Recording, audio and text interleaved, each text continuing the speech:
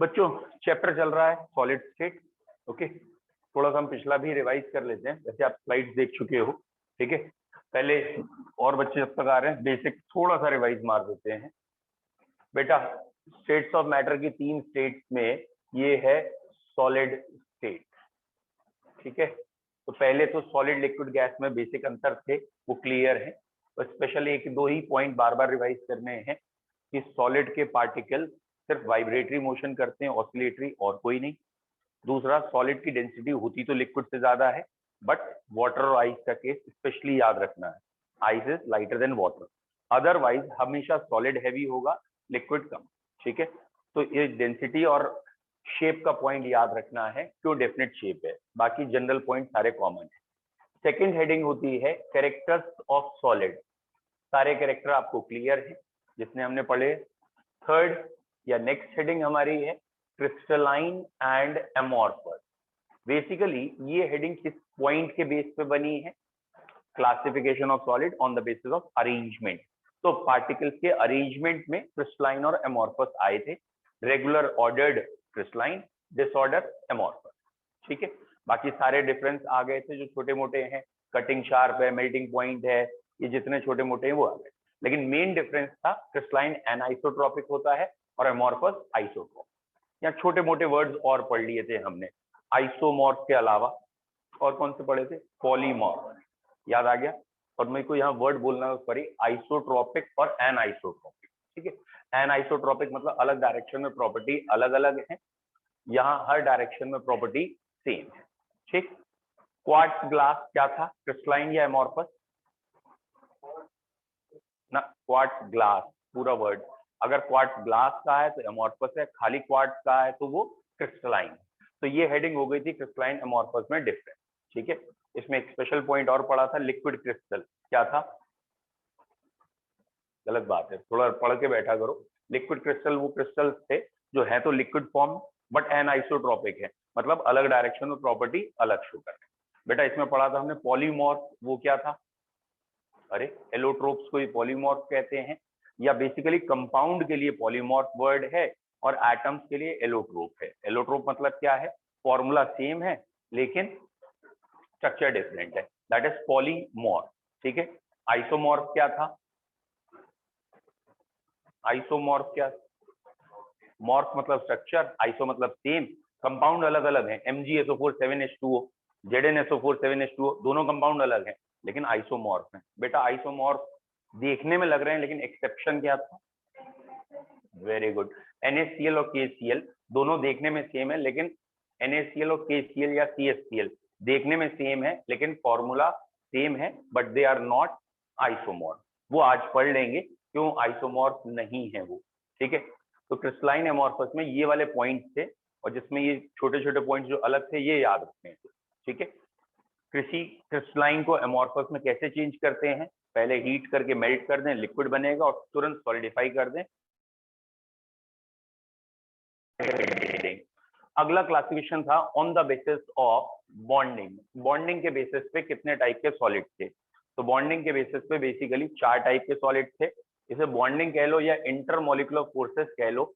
ठीक है, constituent particle में जो IMF है उसके बेसिस पे चारों एकदम कॉमन है, आयनिक सॉलिड, मॉलिकुलर, मेटेलिक, कोवलेंट। कोई खास बात है नहीं इसमें, एकदम क्लियर होनी चाहिए, बस खाली एग्जाम्पल सही से याद होनी चाहिए। बताओ बेटा ड्राई आइस किस में आएगा?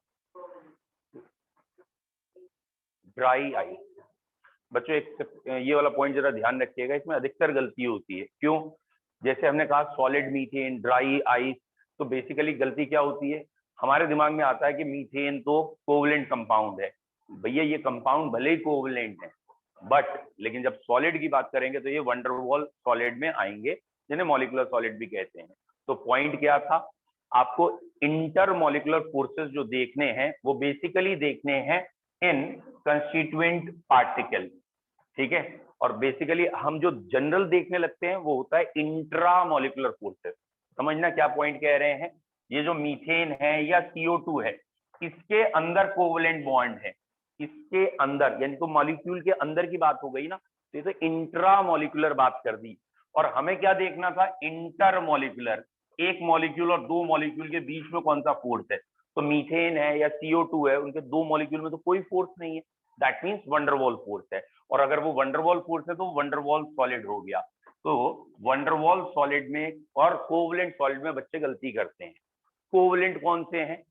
जिसमें लैटिस पॉइंट पे खाली एटम लगे होंगे और हर तरफ एटम एटम चलते जाएंगे, और उसका मेन एग्जांपल डायमंड, ग्रेफाइट और SiO2 या SiC है। ये मेन 4 एग्जांपल आपको उसके याद रखने हैं। एल्यूमिनियम नाइट्राइड 5 साथ ही याद रखें। बाकी सारे पॉइंट जनरल हैं, उनको बहुत ज्यादा रिवाइज करने की जरूरत नहीं होती। ठीक है, लास्ट वन बॉयज में बेटा, ग्रेफाइट बैड कंडक्टर इलेक्ट्रिसिटी का है, क्यों? चुप रहो, वेरी गुड। जरूरी नहीं है मैंने कोई क्वेश्चन में सेंटेंस बोल दिया अब आप कह रहे हो अच्छा ग्रेफाइट बैड कंडक्टर है इलेक्ट्रिसिटी का, क्यों की? मतलब ये क्लास स्टैंडर्ड 5-6 वाली हरकतें छोड़ दो कि क्वेश्चन में से इतना मिलेगा उसके बाद क्यों की हम लगा के बोलेंगे। ठीक है, पहले क्वेश्चन पूरा सुन लो, उसके बाद वेरी गुड बैड कंडक्टर है। बताओ भैया, ग्रेफाइट सॉफ्ट है, लुब्रिकेंट की तरह यूज होता है, ट्रू और फॉल्स? सारी बातें बोल दी तूने, ट्रू भी बोल दिया, फॉल्स भी बोल दिया, सही है। अच्छा, मुझे दिखा फॉल्स कह रहे हो। नेक्स्ट बता बेटा, ग्रेफाइट में 2 लेयर्स के बीच में वंडरवॉल फोर्स होता है। डेफिनेटली वंडरवॉल फोर्स तभी तो स्लिप करता है। ग्रेफाइट कौन सा सॉलिड है? Polar van der Waals solid, non polar van der Waals solid, hydrogen bonded van der Waals solid.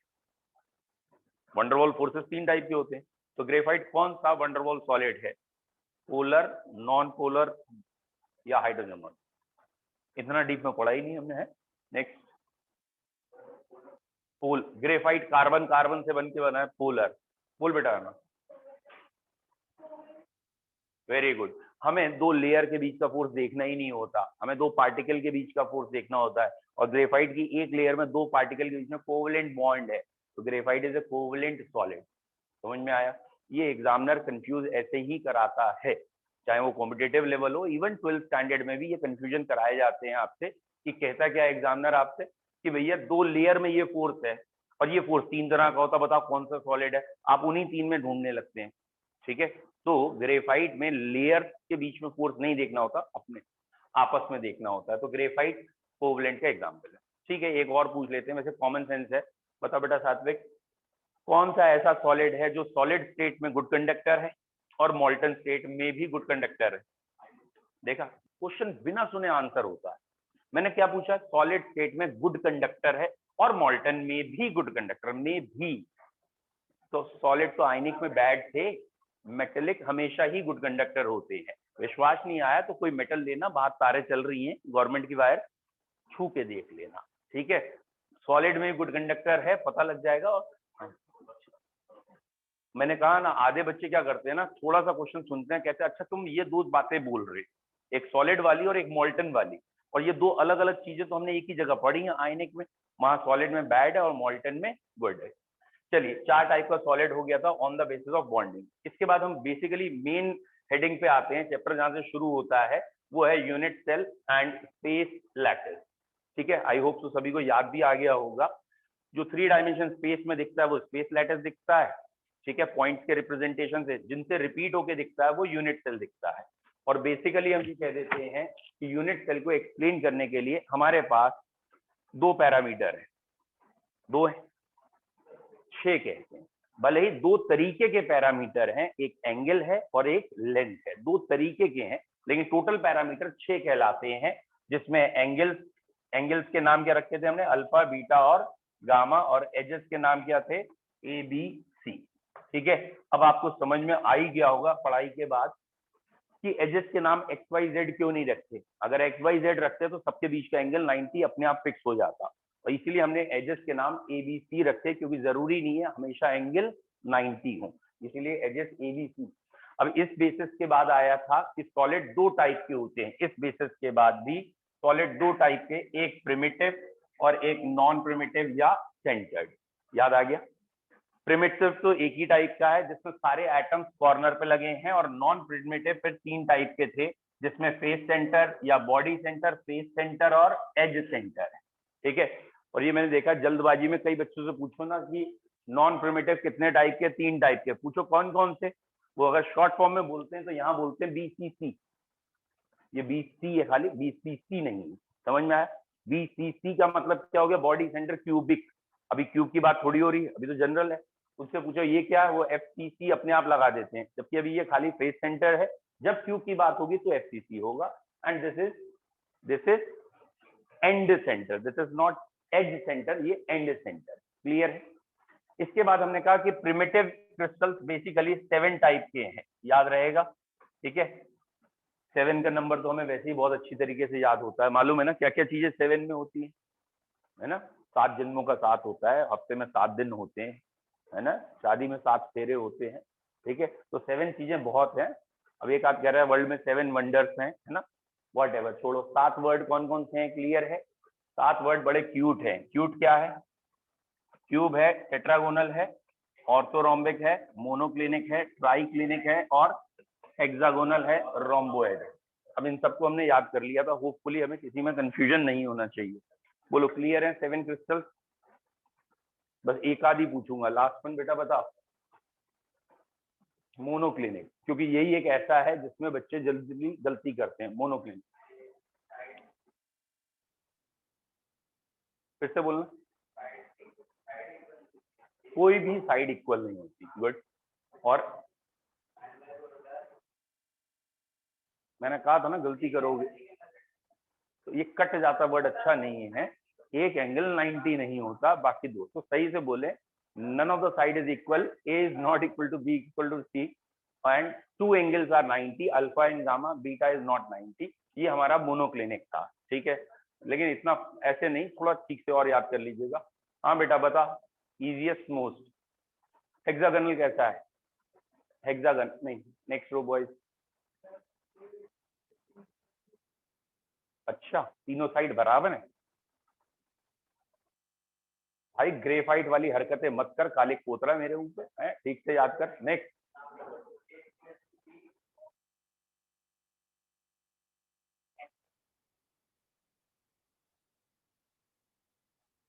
ठीक है, लेकिन वैल्यूज भी बोल दो तो अच्छा है। अल्फा और बीटा 90 है और गामा 120 है, लेकिन सही बात है अल्फा और बीटा इक्वल है, गामा नहीं इक्वल है।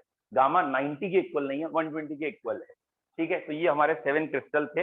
और हर क्रिस्टल में कौन कौन सी वैरायटी है वो आपको याद है। 3242 111, 3242 111 ये था। ठीक है, तुम कहाँ वापस आ गए? ठीक है, बताओ बेटा।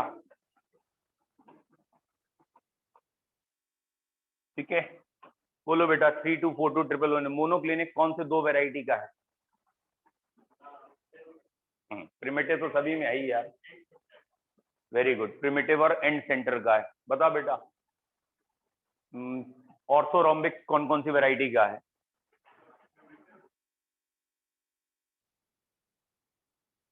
सीधा नहीं कह सकता, तो चारों वैरायटी का है। मजे ले रहा तू हमसे है? तो ये चारों वैरायटी का होता है, क्योंकि 3242 111 था। ठीक है। हाँ बेटा, last one. Monoclinic sorry hexagonal कितनी वैरायटी का है? Very good. अच्छा, दूसरा कौन सा था? टेट्रागोनल। वेरी गुड, टेट्रागोनल 1 है श्योर? ठीक है, कौन कौन से 2?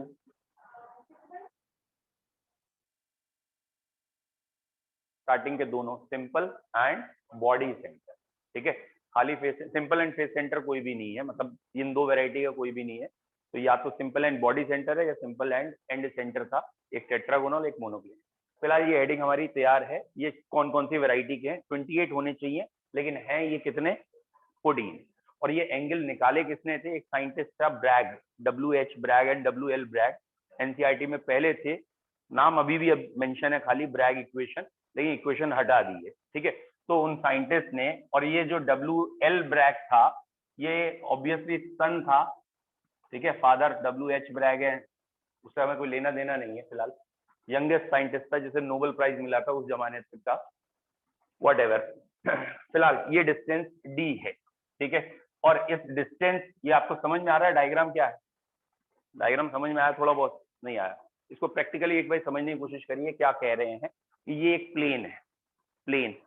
तो ये वाली जो लाइन दिखाई है मैंने, वो प्लेन को मैंने ऊपर से ऐसे करके देखा है। ठीक है, तो ये एक प्लेन है, एक ये प्लेन है, 2 पैरेलल प्लेन्स हैं। ठीक है, और ये 2 पैरेलल प्लेन मैंने आपको ऐसे दिखाए हैं। ठीक है, तो ये 2 पैरेलल प्लेन थे। लाइट यहां से आई इधर गई, यहां से आई इधर गई। तो जब भी लाइट आएगी प्लेन से टकराएगी और बेंड होगी। और ये 2 पैरेलल प्लेन के बीच की जो डिस्टेंस है, ये ये आपको दिखाई जा रही। तो उन्होंने यहाँ एंगल थीटा से कोलाइड किया, थीटा से ये बेटा रिफ्लेक्ट हो गई, ठीक है। तो theta is angle of reflection, ठीक है। और अगर ये लाइट पूरी सीधी चली जाती तो सीधे ऐसे जाती, ठीक है।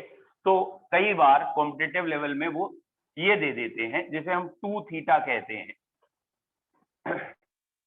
What is 2 theta? ध्यान से देख के ना, it is known as angle of deflection. एक है एंगल ऑफ रिफ्लेक्शन और एक है डिफ्लेक्शन। समझ में आता है ना इतना? तो व्हाट इज रिफ्लेक्शन? यहां टकराया, इतने से मुड़ गया, रिफ्लेक्ट हो गया, रिफ्लेक्शन। सीधे यहां तक जा रहा था, यहां गया, तो यहां से यहां तक जितना भी वो बेंट हुआ है overall, that is angle of deflection. तो ये थोड़ा सा कॉम्पिटिशन लेवल में आता है कि अगर डिफ्लेक्शन दिया है तो जो भी थीटा की वैल्यू दी है उसका आधा करके न्यूमेरिकल करना है, और अगर रिफ्लेक्शन दिया है तो डायरेक्ट करना है। और ये n lambda equal to 2d sine theta, अगर हम इसे डिराइव करेंगे तो आएगा। ये ब्रैग इक्वेशन कहलाती है, और यहाँ डी की वैल्यू निकालते हैं। और ये फिजिक्स में भी है, दैट इज 12th में पोलराइजेशन ऑफ लाइट एक चैप्टर है, उसमें आपको दिख जाएगा। फिलहाल ये इक्वेशन कॉम्पिटिशन में आई हुई है और अभी भी आती है, बहुत सिंपल है। N lambda is 2d sine theta. इसमें बस खाली आखिरी में थीटा वर्ड को फोकस करना है, ठीक है। जहां एग्जामिनर गलती कराता है हमसे, वो एंगल ऑफ डिफ्लेक्शन है या रिफ्लेक्शन, हमें रिफ्लेक्शन रखना होता है, और न्यूमेरिकली वो डिफ्लेक्शन दे देता है, तो हाफ करके रखना है, ठीक है। बच्चों जरा ध्यान से देख के बताओ, अगर आपसे पूछा जाए what is the minimum distance between the parallel plane, सबसे कम डिस्टेंस कितनी होगी? तो अगर मुझे d की मिनिमम वैल्यू निकालनी है तो d का फॉर्मूला आ रहा है n lambda upon 2 sine theta, ठीक है, क्लियर है। अगर मैं कह रहा हूं कि मुझे मिनिमम डिस्टेंस चाहिए तो ऑब्वियसली इसकी मैक्सिमम वैल्यू होनी चाहिए, इसकी मैक्सिमम वैल्यू 1 होती है, तो इसकी मैक्सिमम वैल्यू 1 हो गई। और ये दोनों प्लेन्स, पैरेलल प्लेन्स लगातार वाले होने चाहिए, यानी n भी क्या होना चाहिए? 1। मतलब ये पहला प्लेन है, दूसरा, तीसरा, चौथा, तो चौथे तक थोड़ी जाएंगे, तो हम चाहते हैं एकदम पड़ोसी हो, तो ऑर्डर ऑफ डिफ्रैक्शन फर्स्ट ही होना चाहिए। तो लैम्डा अपॉन 2 आंसर आ रहा है, ठीक है। तो अगर d मिनिमम निकालना है तो d minimum will be lambda by 2। क्या मतलब आया प्रैक्टिकली, जरा सोच के बताओ। विजिबल लाइट, उसकी मिनिमम वेवलेंथ कितनी होती है? 4000 पिकोमीटर के आसपास, ठीक है। उसका हाफ कितना हुआ? 2000 पिकोमीटर। विजिबल लाइट की वेवलेंथ, मिनिमम वेवलेंथ जो विजिबल रीजन की है वो 4000 है, उसका हाफ है 2000 पिकोमीटर। आगे का वर्ड क्या है? अगर दो पार्टिकल या दो पैरेलल प्लेन्स के बीच की डिस्टेंस 2000 पिकोमीटर है या इससे ज्यादा है तो दो प्लेन्स हमें अलग अलग दिखेंगे, ये दो अलग अलग है। और अगर इससे कम है डिस्टेंस तो वो दो प्लेन हमें अलग अलग नहीं दिख सकते, वो हमें एक ही प्लेन दिखेगा। तो minimum distance between the two particles कह लो या पैरेलल प्लेन कह लो, दो पैरेलल प्लेन की बीच की मिनिमम डिस्टेंस इतनी होगी। और यहीं से जो डी निकाला गया है वो ए बी सी में रखा गया है। यहाँ जो ए बी सी है वो डिस्टेंस बिटवीन पैरेलल प्लेन्स वाले डी ही है, ठीक है। तो थोड़ा सा इसको भी ध्यान रखिएगा, दैट इज ब्रैग्स इक्वेशन, ठीक है। यहां तक वर्ड ठीक सर एक बार एक्सप्लेन कर दीजिए यही। बेटा, अभी कर देते हैं दोबारा, ठीक है। बेटा एक बच्चा कह रहा है ये अपने पढ़ाया गया, एक बार थोड़ा सा फिर से बता दीजिए। तो आपके लिए शॉर्ट में बता रहा हूं कि that is called as Bragg equation. Bragg equation का मतलब है n lambda equal to 2d sine theta, और यहाँ d की मिनिमम वैल्यू आती है लैम्डा बाई 2। और ये है क्या? ये दो चीजें तुम्हें बस खाली याद रखनी है बॉटम लाइन के हिसाब से। ये है क्या? ये दो साइंटिस्ट ने निकाला था कि सॉलिड्स में भी दो पार्टिकल्स के बीच की हम डिस्टेंस निकाल सकते हैं, जिसे हम ए बी सी के नाम से कह रहे हैं। तो डिस्टेंस कैसे निकालते हैं वो ये इक्वेशन उन्होंने दी है। डेरिवेशन कोर्स में नहीं है इसलिए मैं करा भी नहीं रहा हूँ, ठीक है। और फिजिक्स में डिटेल है भी ये, ठीक है। तो यहाँ पे ये जो डी वर्ड लिखा है ये डिस्टेंस बिटवीन पैरेलल प्लेन है। ये जो एन लिखा है ये ऑर्डर ऑफ डिफ्रैक्शन है। ऑर्डर ऑफ डिफ्रैक्शन का मतलब क्या होता है कि फर्स्ट ऑर्डर डिफ्रैक्शन है, मतलब पहले एक लेयर है, फिर दूसरी लेयर है, तीसरी है, चौथी है। तो लगातार लेयर्स के बीच के लिए अगर कर रहे हैं तो एन की वैल्यू 1 आ गई। तो दो एकदम पड़ोसी लेयर्स हैं, उनके बीच में डिस्टेंस कितनी हो सकती है वो इस फॉर्मूले से निकालते हैं। न्यूमेरिकल करते समय इस थीटा वैल्यू को ध्यान से याद रखना, ये क्या होगा, it is either angle of incidence और एंगल ऑफ रिफ्लेक्शन, क्योंकि ये दोनों बराबर होते हैं। लेकिन अगर एग्जामिनर ने आपको एंगल ऑफ डिफ्लेक्शन दे रखा है तो क्या ध्यान रखेंगे, एंगल ऑफ डिफ्लेक्शन अगर दे रखा है तो उसका हाफ यहां रखना है, ठीक है, that is Bragg's equation. Next heading, order of diffraction, ठीक है, फर्स्ट ऑर्डर सेकंड ऑर्डर, बाकी एंड में और कोई डिटेल आपको करनी है। नेक्स्ट हेडिंग बच्चों, इसके बाद हमने पढ़ा था जो बॉन्डिंग हो गई, यूनिट सेल हो गए, that is basically unit cell में क्यूब को पढ़ा था, और क्यूब में हमने क्या पढ़ा था, किसका कंट्रीब्यूशन कितना कितना है। तो आई होप तो आपको याद आ गया हो, वो एटम जो कॉर्नर पे लगा है, वो एटम जो एज के सेंटर पे लगा है, फेस के सेंटर पे लगा है और बॉडी के सेंटर पे लगा है। तो ये क्यूब में 4 पोजीशन होती है, but still you have to remember this, ये आपको बुक्स में पोजीशन नहीं मिलेगी। बुक्स में लैटिस पॉइंट के रूप में आपको जनरली कॉर्नर, फेस सेंटर और बॉडी सेंटर मिलेगा, क्योंकि एज सेंटर अभी आगे पढ़ेंगे एक वॉइड होता है, edge centre is not position, it is a void. तो कॉर्नर शेयर्ड होता है 8 यूनिट सेल से, इसीलिए कॉर्नर पे जो भी एटम लगा हो वो 1/8 हो जाता है, ठीक है, कॉर्नर वाले एटम का कंट्रीब्यूशन 1/8। फेस के सेंटर पे अगर कोई एटम लगा है तो वो शेयर होती है फेस 2 यूनिट सेल से, इसीलिए एक एटम को या एक यूनिट सेल को कितना हिस्सा शेयरिंग में मिल रहा है, 1/2। Edge shared by 4 unit cell, इसलिए एज सेंटर का एटम 1/4, और बॉडी के अंदर जो भी एटम है वो पूरा उसी बॉडी का है, तो उसका कंट्रीब्यूशन 1 रहेगा। ऑब्वियसली बॉडी सेंटर है तो सेंटर तो एक ही होता है, लेकिन कई बार बॉडी डायगोनल के क्वेश्चन होते हैं तो वो आपको ध्यान रखना है कि बॉडी के अंदर एक से ज्यादा आइटम हो सकते हैं अकॉर्डिंग टू द क्वेश्चन। ये 4 पोजीशन पे हमने पहला पढ़ा था question, number of atom per unit cell, और उसका जो सबसे फेवरेट क्वेश्चन था वो था एक एटम सारे कॉर्नर पे है और 2 एटम हर बॉडी डायगोनल पे हैं क्यूब के, और टोटल एटम का आंसर कितना आया था, 9। आई होप तो आपको याद आ गया। डन। फिर हमने ए और बी के रूप में फॉर्मूले पढ़े थे, क्लियर है, याद आ गया। ए कॉर्नर पे है, बी फेस सेंटर पे है, फॉर्मूला ए कॉर्नर, बी सारे face centre, formula very good, A B 3, corner की वजह से 1, फेस सेंटर की वजह से 3। तो ये याद रखना है, इसका टोटल कंट्रीब्यूशन 3 है, इसका भी टोटल कंट्रीब्यूशन 3 है, इसका टोटल कंट्रीब्यूशन 1 है, और अगर बॉडी का सेंटर है तो 1 ही है, इनसाइड बॉडी है तो जितना भी हो सकता है। देन मिसिंग वाले कुछ क्वेश्चन हमने किए होंगे, मिसिंग वाले क्वेश्चन याद है, ए एटम कॉर्नर है, बी एटम बॉडी सेंटर है, लेकिन कॉर्नर से एक कॉर्नर से एटम मिस है, तो भैया वो कैलकुलेशन थोड़ी चेंज हो जाएगी, 7/8 या ऐसे। एनी डाउट, यहां तक चैप्टर में कोई डाउट? फिर हमने लास्ट टर्न पे हेडिंग पढ़ी थी, सिंपल क्यूब, बॉडी सेंटर और फेस सेंटर क्यूब में अंतर। अब उसमें एक आध पॉइंट रह गया था, वो अभी कंप्लीट कर देते हैं।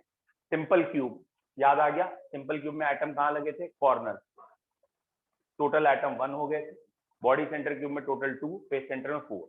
तो सबसे मेन पॉइंट था that is radius, radius of A atom simple cube में। वेरी गुड, रेडियस इज 2 है या a/2, तो रेडियस a/2 आएगा। बॉडी सेंटर का रेडियस, वेरी बैड, कल का लेक्चर नहीं देखा, a√3/4 रेडियस पूछ रहे हैं बेटा, ठीक से बैठ। बताओ भैया फेस सेंटर क्यूब का रेडियस a/2√2, ये हमने रेडियस कल पढ़ लिए थे, और ऑब्वियसली एफिशिएंसी पढ़ी थी। एक आया था 52, एक आया था 68 और एक आया था 74 पर, ठीक है। हमने एक पॉइंट इसमें छोड़ दिया था या एक और नहीं पढ़ा था, अब आपको अगर समझ में आ गया तो बढ़िया है बेटा। हमने एक कल पॉइंट रह गया था, that is coordination number. Coordination number क्या होता है, बेसिकली कोऑर्डिनेशन नंबर का मतलब होता है नियरेस्ट नेबर, ठीक है, लेकिन ये 2 तरीके से देखना होता है, उसे समझ लो। नियरेस्ट नेबर देखने हैं, लेकिन इसकी 2 अलग अलग डेफिनेशन हो सकती हैं, उसे समझिए। अगर मेरा क्वेश्चन है किसी एलिमेंट के लिए, ठीक है, एलिमेंट समझ गए ना, लिथियम, सोडियम, पोटेशियम, आयरन, किसी एलिमेंट पे क्वेश्चन मेरा बेस्ड है, तो ऑब्वियस सी बात है, अगर लिथियम का क्वेश्चन है तो सारे ही लिथियम है, सारे ही लिथियम है। सपोज मैंने फेस सेंटर बनाया, बॉडी सेंटर, कुछ भी, तो सारे ही लिथियम है, वहां और कोई चीज है ही नहीं। तो कोऑर्डिनेशन नंबर की डेफिनेशन होगी, एक लिथियम, कोई भी एक लिथियम अपने चारों ओर कितने दूसरे लिथियम से डायरेक्टली कनेक्टेड है, टच में है, that is it's coordination number. Clear है?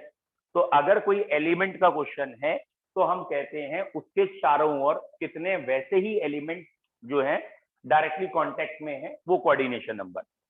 लेकिन अगर क्वेश्चन आयनिक कंपाउंड का है, ये बड़ा इंपॉर्टेंट है, अगर क्वेश्चन आयनिक कंपाउंड का है तो ये वाले एटम तो अपनी जगह होंगे ही होंगे। दैट मींस आयनिक कंपाउंड में ये ऐसे है जैसे यहां से बिल्कुल वैसे यहां पे है, सेम। और आपको ये भी पता है यहां पे भी ये आयंस में ही एग्जिस्ट करता है, फ्री इलेक्ट्रॉन बीच बीच में होते हैं। ठीक है? अगर क्वेश्चन आयनिक कंपाउंड का है तो एक कैटाइन एक एनाइन भी होगा, यहाँ एनाइन होगा किसी वॉइड में, ये वॉइड्स होंगे। थोड़ा सा उल्टा हो गया लेकिन चलो अभी समझा रहा हूं। ये थोड़ा सा उल्टा बेटा क्या हो गया, एक्चुअली ये सब डॉट है बेटा, उल्टा क्या हो गया, ये क्रिस्टल तो ऐसे चलता जाएगा लेकिन ये यूनिट सेल पढ़ा जाएगा। क्या यूनिट सेल पढ़ा जाएगा कि ये सीएल जो है, ये सारे सीएल क्या है, ये इनका अपना लैटिस, सीएल का लैटिस है और सोडियम वॉइड में है। और मैंने क्या कहा कि यहाँ उल्टा हो गया था, जो मैंने पहले ड्रॉ किया था उसमें क्या उल्टा हो गया था, मैंने सोडियम का लैटिस दिखा दिया था, सीएल बीच में, वो गलत है, वो गलत है। ठीक है? वो अब धीरे धीरे आपको समझ में आएगा क्यों गलत है। जैसे अगर मैं ये कहूं फुटबॉल रखी हुई है एक के बाद एक टच होके, और बीच बीच में सपोज क्रिकेट बॉल या टेबल टेनिस बॉल बीच बीच में कहीं पड़ी हुई है, तो ठीक लगेगा। सही बात है कि फुटबॉल रखी थी और टेबल टेनिस बॉल फंस गई। रिवर, क्या ये कहना सही है? बोले एक फुटबॉल के बाद एक टेबल टेनिस बॉल है, फिर फुटबॉल है, फिर टेबल टेनिस है, तो हम ये भी तो कह सकते हैं कि दो टेबल टेनिस बॉल के बीच में फुटबॉल फंस गई है, कह सकते हैं। ये गलत है। ये क्या कह रहे हो, मतलब दो टेबल टेनिस बॉल रखी थी, बीच में फुटबॉल आके फंस गई है, ये तो अटपटे वाली बात कर रहे हैं। तो क्लोराइड का लैटिस है सोडियम वॉइड में होता है। ठीक है? तो यहाँ पे कोऑर्डिनेशन नंबर कोचिंग में एक बार हो गया बात खत्म। थोड़े ना हर साल हो रहा है। हेलो, फिर से बोलिए, क्या पूछ रहे हैं? चलिए, अरे बेटा जितने भी ऑनलाइन वाले हैं ना, आप लोग जब भी बोलें तो एक बारी पहले थोड़ा इंटीमेट कर दिया करो कि या रेज योर हैंड कर दिया करो। मैं फ्रंट कैमरे से बनाता हूँ इसलिए मुझे पता लग जाएगा, फिर क्वेश्चन पूछा करो। होता क्या है, ये एकदम से क्वेश्चन दाग देते हैं और वो मेरे कान में लगा हुआ है। अब प्रैक्टिकली सोचो कितना अटपटा, मैं यहाँ पढ़ा रहा हूँ और एकदम से मेरे कान में कोई आवाज आती है तो मैं तो घबरा जाऊंगा यार। तो मैं एकदम चौंक जाता हूँ कि ये क्या है, ऐसा लगता है चिपकली सिर पे गिर गई हो, है ना? तो वो काम नहीं किया करो, है। और जो ऑनलाइन बैठे बेटा, आप लोगों के लिए कह रहा हूँ, आप बिना मास्क के भी बोल सकते हैं। आप जब मास्क लगा के बोलोगे तो दिक्कत आएगी ना, तो मुझे समझ में नहीं आएगा, पता नहीं क्या बोल गया कोई बच्चा अभी। ठीक है, चलिए returning back to the topic. यहाँ कोऑर्डिनेशन नंबर का क्या मतलब था? यहाँ कोऑर्डिनेशन नंबर का मतलब है एक दूसरे से, अगर कैटाइन की बात होगी वो कितने एनाइन से जुड़ा है, और अगर एनाइन की बात होगी वो कितने कैटाइन। सर कह रहे आप लोग ऑनलाइन में अगर कुछ बोलेंगे तो मास्क लगा के बोलिए। चलो ठीक है, बढ़िया, गुड गुड, ओके, ठीक है। ये बच्चों जरा ध्यान से फोटो देखिए, ये क्या दिखाने की कोशिश है कि ये क्लोराइड है, ये क्लोराइड। अरे यार कौन है यार ये? हेलो, और भैया जो भी हो, अभी मैं पीरियड के बाद तुमसे आराम से डिस्कस कर लूंगा, ठीक है? जो भी आपने पूछना है, फिलहाल एक टाइम शांत रहिए। ये सारे क्लोराइड लगे हुए हैं, ठीक है? और ये रहा Na जो कि बीच बीच में है, ठीक है? इसको हम कलर चेंज कर देते हैं, ये Na है, ठीक है? ये Na है। डन। अब बच्चों जरा ध्यान से देख के बताइए, क्लोराइड तो क्लोराइड से भी टच है। अब 2-3 इकट्ठे मंगा लो, 3 मंगा लो कर दूं सभी को, तभी मेरे को चैन मिलेगा। लॉकडाउन में बड़ा कलर लाया है। यार ये सेटिंग वेटिंग में जाके म्यूट करना पड़ेगा ना। चलो मुझे म्यूट करना तो नहीं आ रहा, मैं बता दूं, है ना? ऑनलाइन बल्कि देख लो 3 का सेट बहुत सस्ता पड़ेगा ऑनलाइन अगर चलिए, ये देख लेते हैं क्या है। शिवांग फोन में अमेजोन है राइट कर डाउनलोड कर अमेजोन और कर अगर ऑन यहाँ रखा जाएगा नाइन का नंबर ऑफ क्लोराइड, तो कोऑर्डिनेशन नंबर ट्राई ऑफ कर आता है ये वाला नहीं नंबर कर दिया नाइन का सर एक्सक्यूज मी, कि एक क्लोराइड से कितने बॉन्ड जुड़े हैं। अमेजोन भी कर सर एक्सक्यूज मी, में कलर अबे अपना माइक बंद कर, क्या देखना होगा, माइक बंद कर अपना। अपने ही एटम से जुड़ा है, नेबरिंग एटम से कितनों से टच है। और जब आयन का केस होगा तो एक आयन दूसरे टाइप के आयन से कितनों से जुड़ा है। अब आपका 3D इमेज करेगा, और नहीं तो मैं आपको फोटो से दिखा दूंगा। अभी चेक कर, सिंपल क्यूब से स्टार्ट कर रहा हूँ। सिंपल क्यूब, यहाँ पहले सिंपल क्यूब की इमेज दिमाग में आ जानी चाहिए। सिंपल क्यूब की इमेज क्लियर है, क्या था कि एटम का अरेंज ओनली एट कॉर्नर। ये सिंपल क्यूब है, दिस और हम एलिमेंट का केस डिस्कस कर रहे हैं। भैया सॉरी एक कॉर्नर कितने अब मैं आपको वही बैठने दूंगी सॉरी सोच के बताइए, ठीक है। एक कॉर्नर कितने एटम के टच में है, क्या? इसे सोच के बताइए। हाँ बेटा, किसी ने हैंड रेज किया, अब पूछो, बोलो। सर बोलो। सर बहुत डिस्टरबेंस हो रहा है, समझ नहीं आ रहा। मैं, हाँ यार, मैंने तो इसीलिए माइक मतलब सॉरी ईयरफोन उतार के रख दिया था। अब मैं इसको म्यूट ही करता हूँ, पता नहीं कौन है। Sir Shreya Verma, sir Shreya Verma. तो इनको हम मीटिंग से हटा भी तो सकते हैं ना, एक आध दो। श्रेया वर्मा कहाँ है? मीटिंग में है भी तो नहीं है। श्रेया वर्मा, तुम्हारा माइक ऑफ हो गया है, और ऑफ ही रहे तो अच्छा है, ठीक है बेटा। कोशिश करो, बाकियों को डिस्टर्ब मत करो। सर एक बार पीछे का थोड़ा रिव्यू दे दीजिए। हाँ बेटा, 1 मिनट रुकिए। चलिए, सॉरी पलक बेटा बोलो। सर यही था, मतलब कुछ भी समझ नहीं आया। कोई बात, अब 1 मिनट रुक जाइए, मैं फिर से बता दूंगा अभी। देखिए, अब हम कोऑर्डिनेशन नंबर पढ़ रहे हैं, वो थोड़ा आपको आसान लगेगा क्योंकि हम 3D पिक्चर देख लेंगे अभी। लेकिन फिर भी पहले आप बिना 3D पिक्चर देखे दिमाग में ले जाइए कि एक एटम कितने एटम से जुड़ा है। तो ये रहा सिंपल क्यूब, और ऑब्वियसली ये 3 डायमेंशन है, तो ये चलता जाएगा, इधर भी इधर भी इधर भी इधर भी, आगे पीछे चलता जाएगा। अब कॉमन सेंस लगा के आपको ये बताना है कि एक कॉर्नर का एटम या कोई भी एक एटम कितने एटम से डायरेक्टली टच में है। तो इसका आंसर है 6। कॉमन सेंस लगाइए, क्यों है 6? जो ये एटम है, ये हम इस पे अगर सपोज फोकस कर रहे हैं, तो ये एटम अपने नीचे एक से जुड़ा होगा, एक्स एक्सिस कह देता हूं इसे, तो ये एक्स एक्सिस में ऊपर भी एक से जुड़ा होगा। ये अपनी वाई एक्सिस में एक से जुड़ा है, इधर भी वाई एक्सिस में एक से जुड़ा होगा। ये जेड एक्सिस में एक से जुड़ा, और इधर भी जेड एक्सिस में एक से जुड़ा होगा। तो बेसिकली ये डायरेक्टली कितनों से जुड़ा है? 6 से जुड़ा। क्लियर है? तो जो सिंपल क्यूब होता है, उस सिंपल क्यूब में एटम सिर्फ कॉर्नर पे होते हैं। और अब ये मत कहना एक कॉर्नर 8 यूनिट सेल में जाता है। 8 यूनिट सेल में जा रहा है, वो बात सही है, लेकिन इस कॉर्नर को अगर डायरेक्ट से सोचेंगे तो ये जो कॉर्नर है, इसके इस कॉर्नर के इधर एटम है और इधर है, यहां और यहां, यहां और यहां एटम है, और आगे और पीछे एटम है।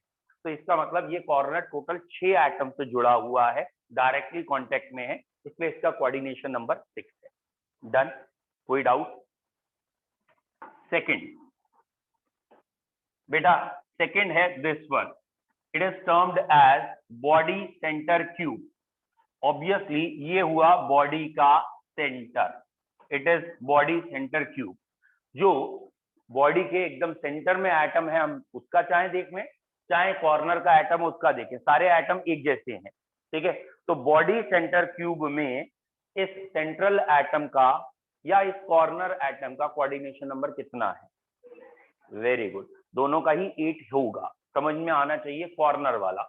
ये तो आपको एकदम समझ में तुरंत आ जाएगा कि ये जो बॉडी के सेंटर पे लगा है, इसके ऊपर 4 एटम होते हैं और इसके नीचे 4 एटम लगे होते हैं। ये 4 नीचे लगे हैं और ये 4 ऊपर लगे हैं।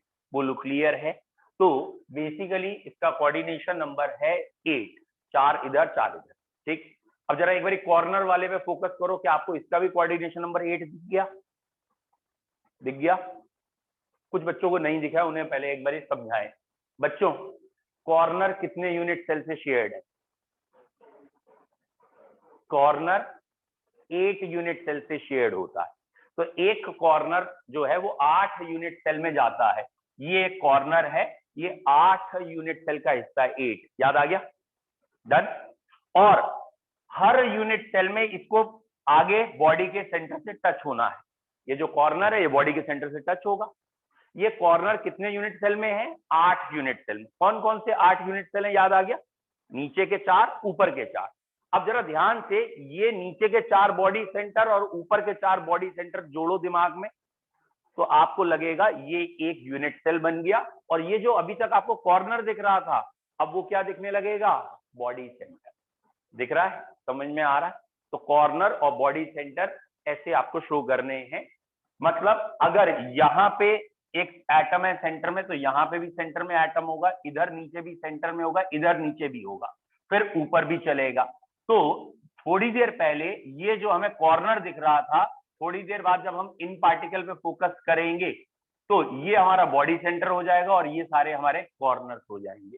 तो बीसीसी क्रिस्टल में, बॉडी सेंटर्ड क्यूबिक क्रिस्टल में कोऑर्डिनेशन नंबर इज 8-8।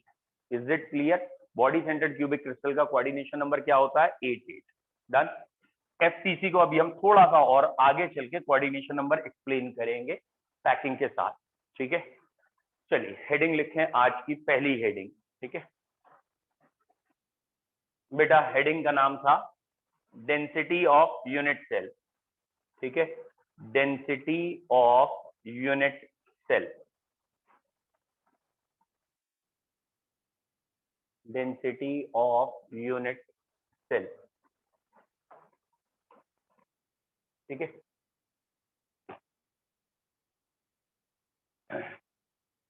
बोलो बच्चों। डेंसिटी सभी जानते हैं। What is the meaning of density? Density is mass per unit volume. ठीक है, ये होता क्या है? मास पर यूनिट वॉल्यूम, यानी एक यूनिट वॉल्यूम का कितने पार्टिकल्स हैं, उनका क्या मास है, दैट इज डेंसिटी।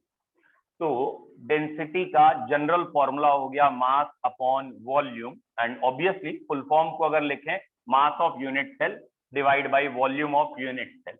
ये चीज भूल जाते हैं, इसलिए मैं लिख ले रहा हूँ। ठीक है, तो हमें यहाँ दो चीजों को फोकस करना है, एक मास को और एक वॉल्यूम को। तो पहली हेडिंग पे पहले फोकस कर रहे हैं मास ऑफ यूनिट सेल। ठीक है, what is mass of unit cell? Mass of unit cell. ठीक, अब प्रैक्टिकल सा पॉइंट है, सोच के चलिएगा हम क्या पढ़ने जा रहे हैं। बहुत इजी वर्ड है, बट जरा सा एक टेक्निकल वर्ड है। मास निकालना है यूनिट सेल का। यूनिट सेल में मास किसकी वजह से है? एटम्स की वजह से या कंस्टिट्यूएंट पार्टिकल की वजह से? इतना दिमाग में है। मास किसकी वजह से? Constituent particle. Let in the unit cell Z units are present. Z units हैं। Let one unit cell has Z number of unit. Z समझ में आ गया क्या है? एक हमने जनरल नंबर ले लिया कि इसमें पार्टिकल्स कितने हैं। एक पार्टिकल है, दो हैं या चार हैं। ठीक है, जनरली यही तीन वर्ड आएंगे। सिंपल क्यूब होगा तो पार्टिकल एक होगा, बॉडी सेंटर क्यूब होगा तो पार्टिकल दो होंगे, Z का मतलब, और फेस सेंटर क्यूब होगा तो पार्टिकल चार होंगे। लेकिन हमने इसे पार्टिकल वर्ड नहीं कहा है, हमने यूनिट कहा है। ये थोड़ी देर में क्लियर होगा क्यों कहा है। तो Z का मतलब है नंबर ऑफ यूनिट। ठीक है, यहां तक क्लियर है? ये यूनिट को अभी आगे एक्सप्लेन करेंगे। सपोज हमें मालूम है molar mass of one unit. अगर हमें मोलर मास पता है वन यूनिट का, molar mass of one unit is capital M ग्राम, ये मान लिया। मोलर मास सभी को मालूम है, that is mass of one mole of substance. Molar mass क्या होता है? एक मोल सब्सटेंस का मास होता है। ठीक है, तो अगर वन मोल सब्सटेंस का आपको मास मालूम है, यानी इतने यूनिट्स का मास मालूम है, इतनी यूनिट्स का मास। ठीक है, Na यानी एवोगैड्रो नंबर, इतनी यूनिट्स का मास इतने ग्राम है। तो एक यूनिट का मास कितना आ गया? तो एक यूनिट का मास कितने ग्राम आ गया? Any doubt? समझ में आ गया एक यूनिट का मास? क्लियर है भाई? हमने कहा हमारे यूनिट सेल में कितनी यूनिट्स हैं, तो हमारे यूनिट सेल में लेट सपोज Z यूनिट्स है, ठीक है, और Z की वैल्यू जनरली सिंपल क्यूब के लिए 1 होती है, बॉडी सेंटर के लिए 2 और फेस सेंटर के लिए 4 होती है। और हमें इस यूनिट का मोलर मास मालूम है। जैसे सपोज सोडियम है, तो सोडियम BCC में आता है, बॉडी सेंटर्ड क्यूबिक में, तो सोडियम का Z2 हो जाएगा, ठीक। और सोडियम का मोलर मास दे रखा है 23, यानी Na पार्टिकल का मास 23 है, तो एक पार्टिकल का निकाल लेंगे, तो एक पार्टिकल का मास 23/Na आ गया। आई होप सो अगला पॉइंट सबको क्लियर हो कि हमारा मास ऑफ यूनिट सेल कितना आ गया।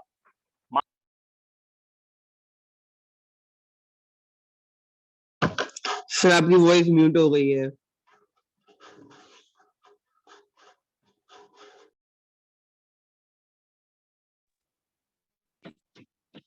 और हम बेसिकली कह रहे हैं मास ऑफ 1 यूनिट का मास, इतनी यूनिट है और एक यूनिट का मास इतना है, तो यही मल्टीप्लाई क्या दे देगा हमें? Mass of unit cell. तो ये आ गया मास ऑफ यूनिट सेल। बोलो बच्चों क्लियर है मास ऑफ यूनिट सेल क्या है?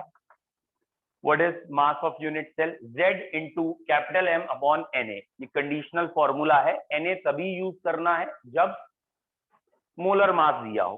भाई मोलर मास दिया होगा तो ये जो कैपिटल M होगा वो Na पार्टिकल का मास होगा, तो 1 पार्टिकल का निकालना होगा।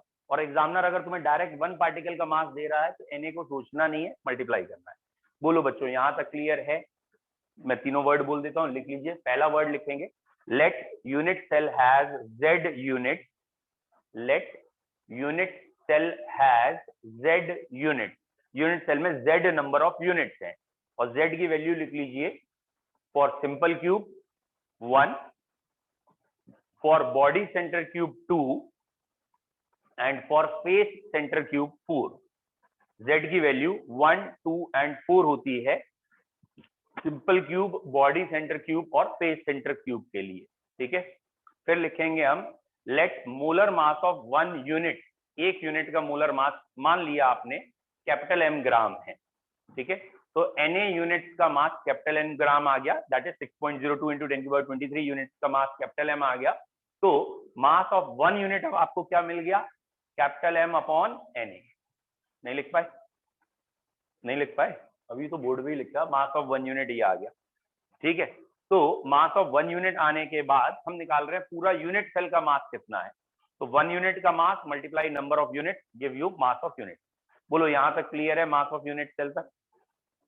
अब इसमें एक जगह जहां थोड़ी सी आपसे गलती हो सकती है या एग्जामिनर आपको तंग कर सकता है, वो ध्यान से सुन लो बेटा। इस पॉइंट पे जनरली बच्चे गलती करते हैं, जनरली, आप मत करना।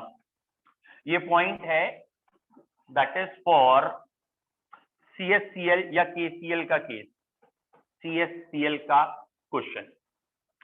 CSCl का जो यूनिट सेल है वो बॉडी सेंटर्ड क्यूबिक में क्लासिफाई होता है। CSCl is body centred cubic, ठीक है, कोई दिक्कत नहीं। What is, why it is known as body centred cubic?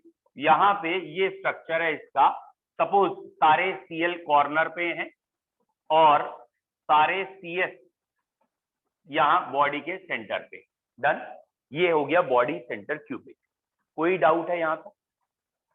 ठीक। अब जिस पॉइंट पे गलती होती है वो ये, बच्चा ये देखता है और Z की वैल्यू लिख देता है। अब आपको यहाँ से यूनिट वर्ड और Z वर्ड ठीक से समझ में आना चाहिए। CSCl which is body centre cubic, ये आपके सामने स्ट्रक्चर है। CS कॉर्नर पे है, Cl बॉडी के सेंटर, या उल्टा, क्योंकि दोनों का साइज नियरली इक्वल होता है कि Cl कॉर्नर में है और CS बॉडी के सेंटर में। What is the value of Z? Z कितना है? Z कितना है? 1, 2 या 4? ये बॉडी सेंटर क्यूबिक दिख गया। Z कितना है? 2, 1, 4, 2।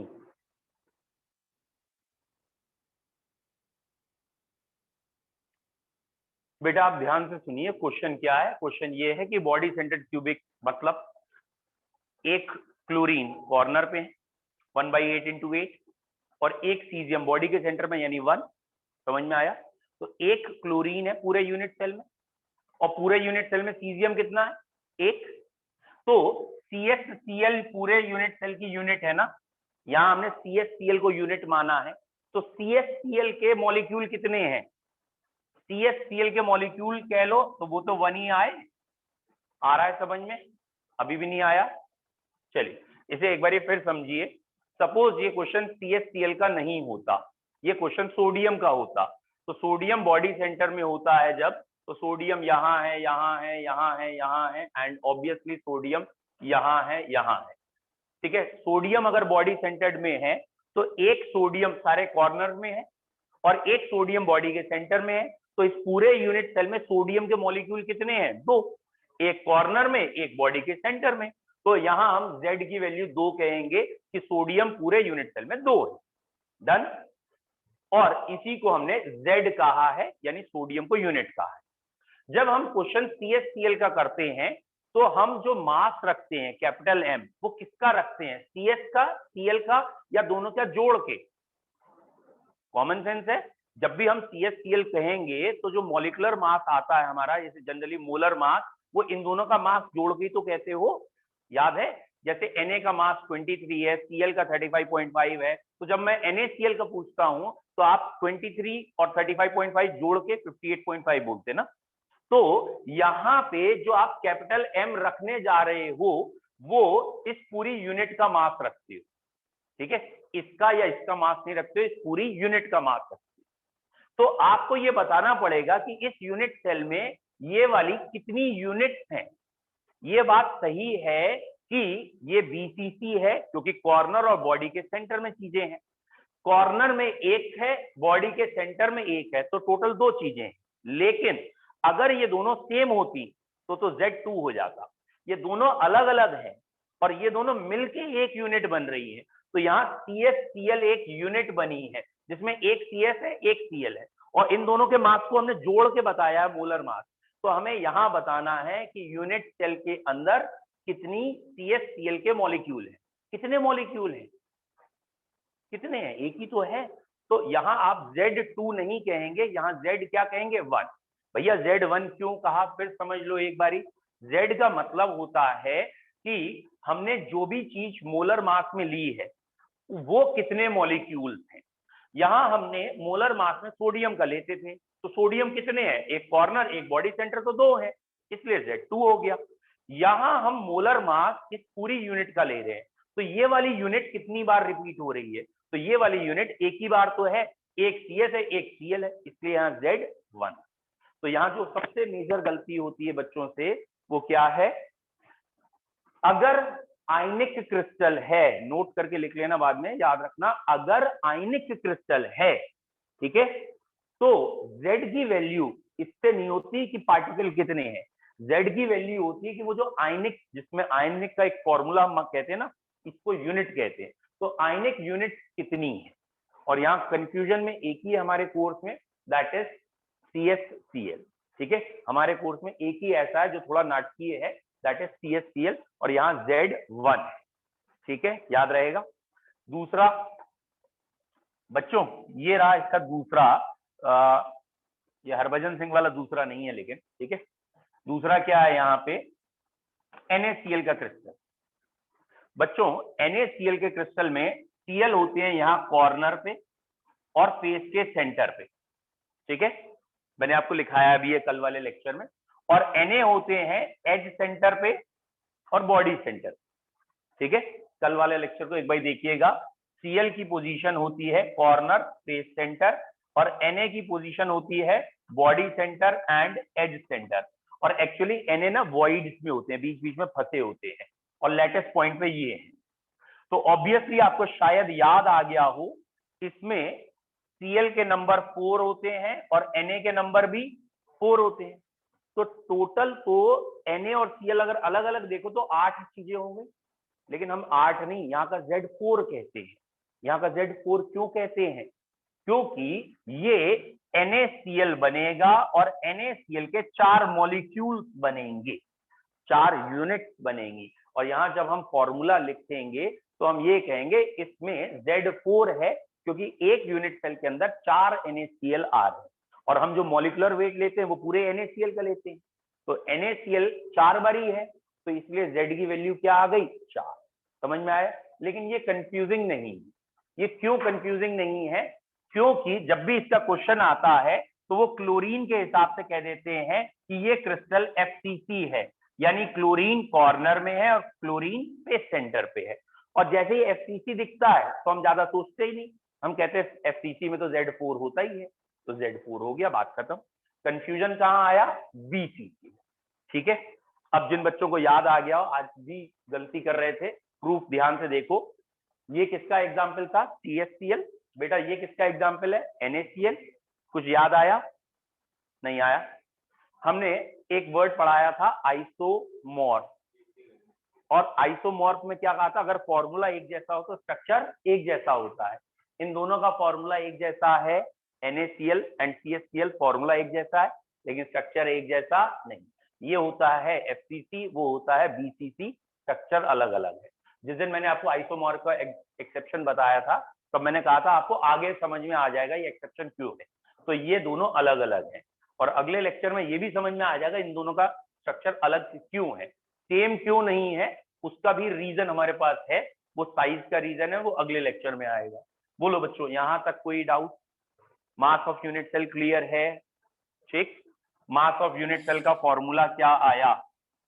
या तो Z इंटू स्मॉल m हो सकता है, या Z into capital M upon Na भी हो सकता है, या खाली कोई Z या सॉरी M भी हो सकता है। ये एब्रीविएशन सही से ध्यान रखना है भैया। अगर एग्जामिनर ना कई बार गड़बड़ करता है, वो सीधा कह देता है, बेटा एक सेकंड बता रहा हूँ, वो सीधा कह देता है कि mass of unit cell is this in BCC crystal. भैया उसने जब मास ऑफ यूनिट सेल दे दिया, चुपचाप वो डायरेक्ट यूज कर लेना, उसके बाद दिमाग मत लगाना BCC है मैं Z क्या लगाऊं। अरे जब उसने तुम्हें पूरा मास खुद ही दे दिया तो डायरेक्ट मास लगाओगे। उसने कहा mass of one atom is this and it is BCC, तो वन एटम का मास और वो BCC है, तो Z की वैल्यू रख के दोनों को मल्टीप्लाई करके मास ऑफ यूनिट सेल आएगा। उसने कहा मोलर मास इज दिस, तो Na से डिवाइड करो तो वन एटम का मास आया, फिर Z से मल्टीप्लाई करो, मास ऑफ यूनिट सेल आया। तो हमारा एम है मास ऑफ यूनिट सेल निकालना। ठीक है, रटना नहीं है कि हमेशा Z into M upon Na होता है, क्योंकि मैंने कई बार क्वेश्चन में बच्चों को ऐसे ही दिया है कि बुक्स में भी है कि अगर mass of unit cell given हो, Z भी दे दो, ठीक है, तो बच्चे क्या करते हैं, Z और मास ऑफ यूनिट सेल को मल्टीप्लाई कर देते हैं। ठीक है, तो वो आपने नहीं करना। जब उन्होंने direct mass of unit cell दे दिया है तो मास अपॉन वॉल्यूम में पुट अप करो। बेटा अब पूछिए, श्रेया क्या पूछ रहे हैं? श्रेया आपने सर हैंड एक रेज बार किया। CHCl वाला फिर से बता दीजिए। बेटा बिल्कुल, इसके बाद मैं दोबारा एक्सप्लेन कर दूंगा उसे। ठीक है, इस टॉपिक को फिनिश करते ही। चलिए, ये हुआ आपका मास ऑफ यूनिट सेल। ठीक है, अगली हेडिंग क्या है हमारी? Volume of unit cell. ठीक है, क्योंकि हमें डेंसिटी पढ़नी है, डेंसिटी तो मास पर यूनिट वॉल्यूम है, तो वॉल्यूम कैसे आएगा? It is easiest. इजीएस्ट कैसे? बेटा वॉल्यूम क्या होता है? क्यूब में A क्यूब होता है ना। अब इसमें थोड़े छोटे छोटे से 2-3 ट्विस्ट हैं। पहला ट्विस्ट, एज लेंथ अगर सेंटीमीटर में गिवन है तो बेफिक्र होके volume A cube centimetre cube लिख दो, A cube centimetre cube. The reason, हमें डेंसिटी निकालनी होती है ग्राम पर सेंटीमीटर क्यूब, इसलिए हमारी इच्छा यही होगी कि अगर हमें एग्जामिनर ने एज लेंथ सेंटीमीटर में गिवन है तो कोई टेंशन नहीं है, डायरेक्ट क्यूब कर दीजिए और डेंसिटी का आंसर हमारा ग्राम पर सेंटीमीटर क्यूब में आ जाए। यहाँ पे कभी कभी एग्जामिनर गलती या ये कहें ट्विस्ट देता है, क्योंकि नेचर में एटम सेंटीमीटर की डिस्टेंस पे अपार्ट नहीं है ना, वो पिकोमीटर में नापे जाते हैं। तो आपको पिकोमीटर टू सेंटीमीटर कन्वर्जन करना है, तो आप कहेंगे A इंटू 10⁻⁻12 मीटर या A इंटू 10⁻⁻10 सेंटीमीटर। देयरफॉर जब क्यूब करोगे तो A cube into 10⁻30 centimetre cube आ जाएगा। तो ध्यान रखना है, अधिकतर हम ये फॉर्मूला यूज करते हैं वॉल्यूम में, A cube into 10⁻30, but it is a common sense, ये 10⁻30 एक कन्वर्जन फैक्टर है, क्योंकि हमें एज लेंथ दी गई थी पिकोमीटर में, हमें चाहिए थी सेंटीमीटर में, तो ये कन्वर्जन किया और उस कन्वर्जन की वजह से 10⁻30 आया। अब ये रट के मत बैठना कि हमेशा 10⁻30 लगेगा, मैक्सिमम केसेस में लगेगा लेकिन हमेशा नहीं। डन। अब एग्जामिनर कभी कभी और तिगड़म लगाता है कि रट के तो नहीं बैठे हो, कभी कभी नैनोमीटर में दे देगा, कभी आर्मस्ट्रॉन्ग में दे देगा, आप चेंज करेंगे, इतना तो कन्वर्जन आता है। ठीक है। कभी कभी एग्जामिनर एक स्टेप और आगे बढ़ जाता है, वो कहता है कि ये बीसीसी क्रिस्टल है सोडियम का या किसी का, और रेडियस गिवन है। आप समझ में आ रहा है? रेडियस, तो रेडियस और एज लेंथ में रिलेशन कल पढ़ा था, क्या रिलेशन था? r = a√3/4। तो वहां आपको रेडियस गिवन है, तो रेडियस से आप एज लेंथ बनाएंगे फिर पुटअप करेंगे। क्लियर है? या उल्टा हो सकता है, वो आपको चीजें दे दें और कहे कि आप रेडियस ऑफ एटम बताइए, तो रेडियस ऑफ एटम कैसे निकालोगे? सारी वैल्यूज पुटअप करोगे, यहाँ के फॉर्मूले से आपको a आएगा यानी एज लेंथ आएगा, और a को फिर r के टर्म्स में चेंज करोगे जैसा यूनिट सेल। क्लियर? तो इन जनरल आपका जो फॉर्मूला आ रहा है बेटा, इन जनरल आपका डेंसिटी का जो फॉर्मूला आएगा that is mass upon volume, यही फॉर्मूला है। मास का जब हमने बाइफर्केशन किया और ज्यादा डीप गए तो हमें ये लगा हम ये लिख सकते हैं, और वॉल्यूम के लिए हम ये लिख सकते हैं, लेकिन ये फॉर्मूला पूरा कंडीशनल है। ये मैंने जो लिखा है इसे बच्चे याद कर लेते हैं, अच्छी बात नहीं है, ये कंडीशनल है भैया।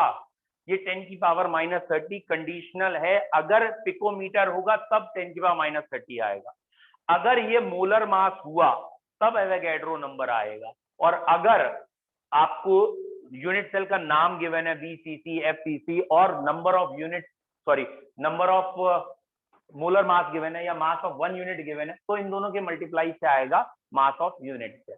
तो इस फॉर्मूले को लगाते समय ये देख लीजिएगा क्वेश्चन में गिवन क्या है। जैसे एक आध क्वेश्चन एनसीईआरटी का अच्छा है, उन्होंने दे रखा है 288 ग्राम में सपोज 10⁻20 एटम थे। 288 ग्राम में कितने एटम है? 10⁻20। तो उस समय यहां पे Z के बाद 288 ग्राम 10⁻20 ये वैल्यू पुटअप करनी है। समझ में आया क्या किया हमने? भाई 288 ग्राम में इतने एटम है, तो एक एटम का मास आ गया ना, तो एक एटम का मास और Z से मल्टीप्लाई कर दीजिए, मास ऑफ यूनिट सेल आ जाएगा।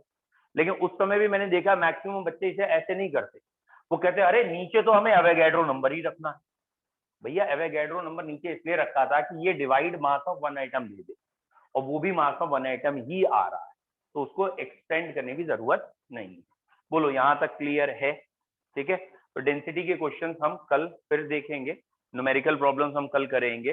कल का टाइमिंग या हो सकता है आज शाम से, वैसे तो मैंने सबको ग्रुप में ऐड कर दिया है, मेरे हिसाब से सबको कर दिया, लेकिन अगर कोई रह गया है तो आप मुझे मैसेज कर देना, नंबर दे देना, मैं ऐड कर दूंगा। आज से बच्चों आपको थोड़ा ना ग्रुप देखना पड़ेगा, क्योंकि कल ही गाइडलाइन आई है और आज न्यूज़पेपर में है उसके बारे में कुछ। ठीक है। तो हो सकता है कुछ दिनों के लिए ऑनलाइन मोड जाना पड़े हमें, और अगर हम ऑनलाइन मोड में गए तो ऑब्वियसली आपको घर से क्लासेस करनी होंगी, और अगर आपके पेरेंट्स और आप लोग तैयार हो तो हम सेकंड काम भी कर सकते हैं, मतलब अपनी जो भी स्ट्रेंथ है उसमें से जैसे अभी कर रहे हैं। ठीक है। आधे बच्चों को ऑनलाइन बुलाएंगे, आधे बच्चे ऑफलाइन भी आ सकते हैं, क्योंकि कुछ बच्चे जब यहाँ बैठे होते हैं तो टीचर का पढ़ाने का एक लेवल बढ़ जाता है या तरीका अलग, क्योंकि आपके एक्सप्रेशन से पता लगता है अभी और एक्सप्लेन करना है या इतना काफी है। तो कुछ बच्चे आते रहें, वो सोशल डिस्टेंसिंग से बैठते रहें, यूजुअल टाइमिंग पे हमारे जो टाइमिंग होंगे बैचेस तो वही रखेंगे, हम चेंज नहीं करेंगे। बस आप थोड़ा डिस्टेंसिंग रखेंगे, मास्क लगाएंगे, सैनिटाइज करके आएंगे, यहाँ सैनिटाइजेशन मशीन रखेंगे, मतलब हम कोविड-19 के जितने भी इनकी गाइडलाइंस हैं वो सारी फॉलो करेंगे, और क्लास कम से कम बच्चों की रखेंगे यहाँ पे। और अगर ज्यादा बच्चे यहाँ आना चाहेंगे तो हम रोटेशन में बुला लेंगे कि भाई आज आप 10 आ गए, कल आप 10 आ जाओ, या बैच 2 पार्ट्स में डिवाइड कर लेंगे, क्योंकि हमारा एक 3 to 4, 4 to 5 2 चल रहे थे, अब मॉर्निंग 6 to 7 भी हो गया। सारे बच्चे ऑनलाइन आना ऑफलाइन आना चाहते हैं, कोई दिक्कत नहीं है, हमारे पास जितने बच्चे हैं उन्हें 3 बैच में डिवाइड कर देंगे, कुछ 6 to 7 आ जाओ, कुछ 3 to 4 आ जाओ, 4 to 5। ठीक है। तो लेकिन आज ग्रुप में देख लीजिएगा, जैसा सारे टीचर डिसाइड करेंगे वैसा करेंगे। Offline online good night. Thank you sir. You are welcome बच्चों।